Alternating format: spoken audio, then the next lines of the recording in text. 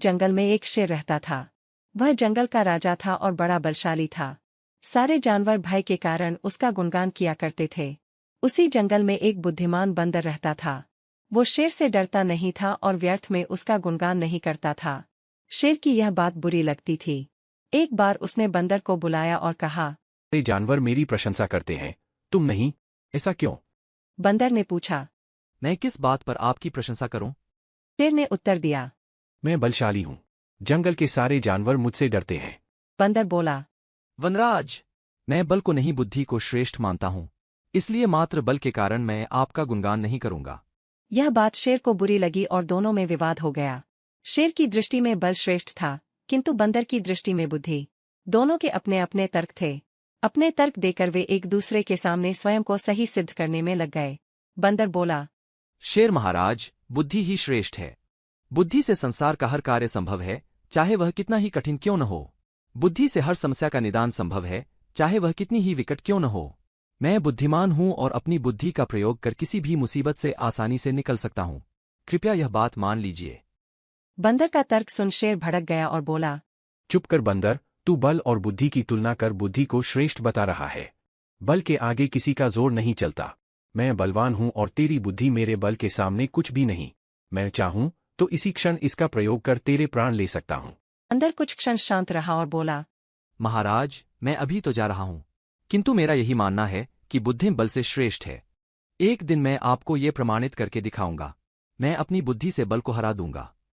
मैं उस दिन की प्रतीक्षा करूंगा जब तुम ऐसा कर दिखाओगे। उस दिन मैं अवश्य तुम्हारी इस बात को स्वीकार करूंगा कि बुद्धि बल से श्रेष्ठ है, किंतु तब तक कतई नहीं। शेर ने उत्तर दिया। इस बात को कई दिन बीत गए। बंदर और शेर का आमना सामना भी नहीं हुआ। एक दिन शेर जंगल में शिकार कर अपनी गुफा की ओर लौट रहा था।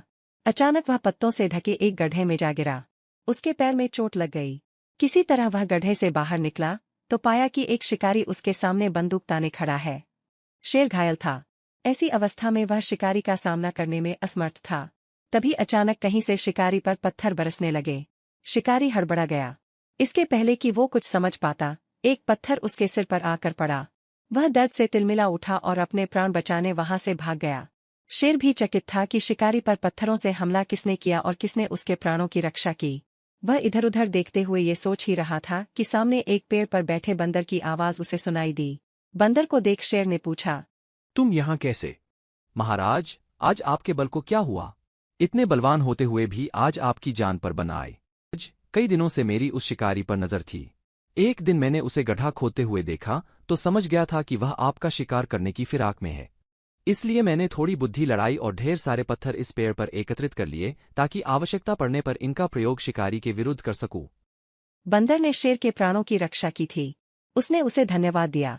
उसे अपने और बंदर में हुआ विवाद भी स्मरण हो आया। वह बोला। बंदर भाई, आज तुमने सिद्ध कर दिया कि बुद्धि बल से श्रेष्ठ होती है। मुझे अपनी गलती का एहसास हो गया है। मैं समझ गया हूं कि बल हर समय और हर परिस्थिति में एक सा नहीं रहता, लेकिन बुद्धि हर समय और हर परिस्थिति में साथ रहती है। महाराज, मुझे प्रसन्नता है कि आप इस बात को समझ गए। आज की घटना पर ध्यान दीजिए। शिकारी आपसे बल में कम था, किंतु बावजूद इसके उसने अपनी बुद्धि से आप पर नियंत्रण पा लिया। उसी प्रकार मैं शिकारी से बल में कम था, किंतु बुद्धि का प्रयोग कर मैंने उसे डराकर भगा दिया। इसलिए हर कहते हैं कि बुद्धि बल से कहीं श्रेष्ठ है। बुद्धि का प्रयोग कर हर समस्या का निराकरण किया जा सकता है। इसलिए बुद्धि को कभी कम न समझें।